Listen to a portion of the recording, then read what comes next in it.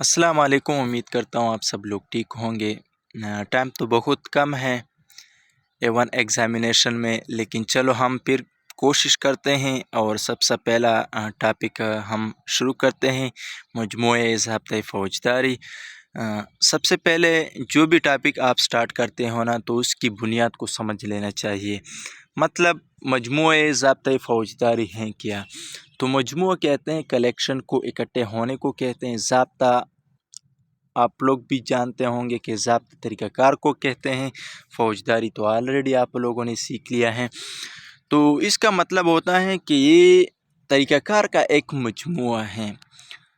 जिस तरह PPC में सज़ाएँ वग़ैरह होते हैं ना, सज़ा जज़ा वग़ैरह होते हैं, बिल्कुल इसी तरह मजमूए ज़ाब्ते फ़ौजदारी में तरीक़ाकार से होते हैं।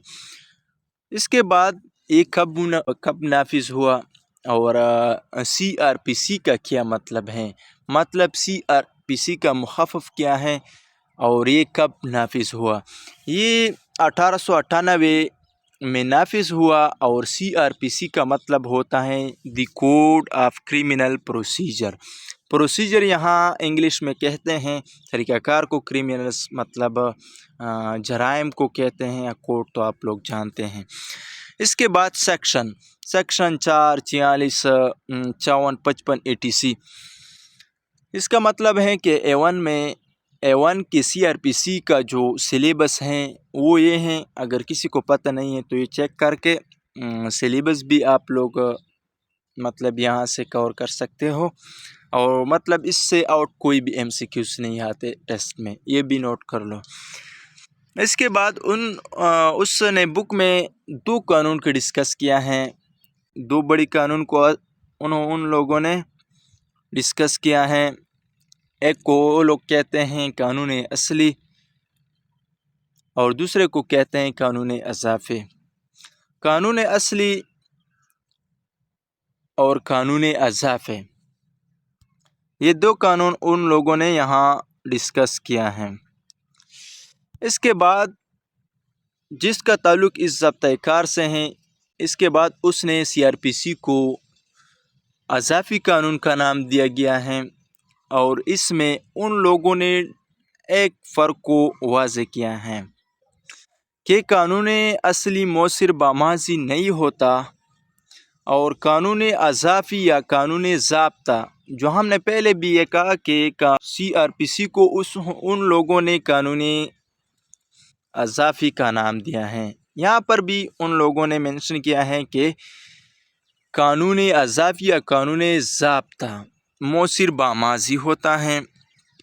तो इन बात को समझ लेना चाहिए, टेस्ट के हवाले से भी बहुत इम्पॉर्टेंट हैं और समझने के लिहाज से भी बहुत इम्पॉर्टेंट है, क्योंकि बहुत से स्टूडेंट इन वर्ड्स को नहीं समझते, इन फ़िक्र को नहीं समझते।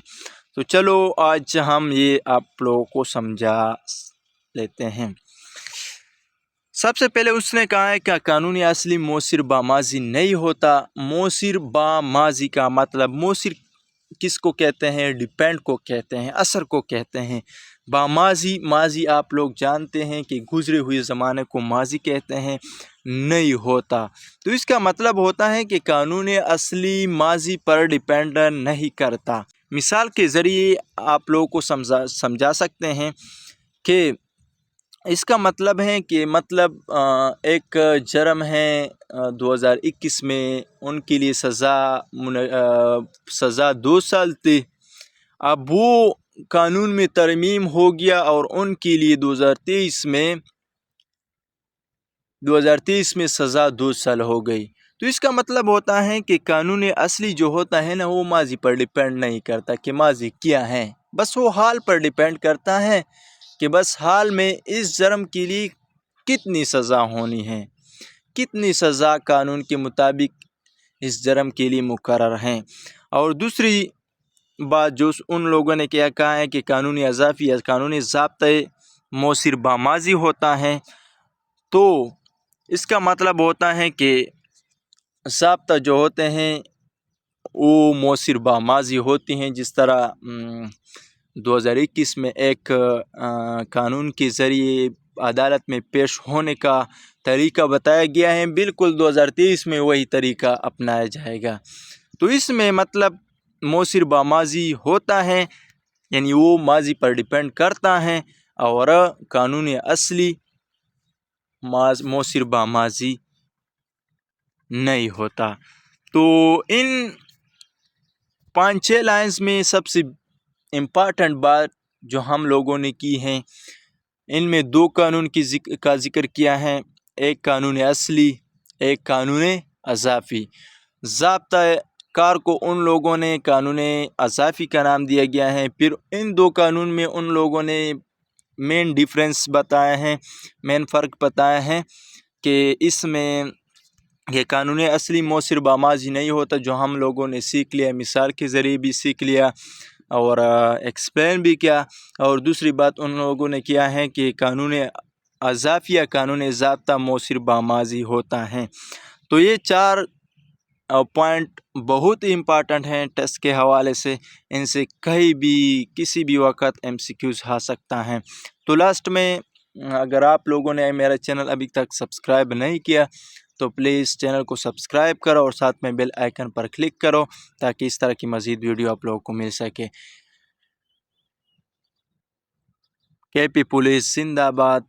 وعلیکم السلام۔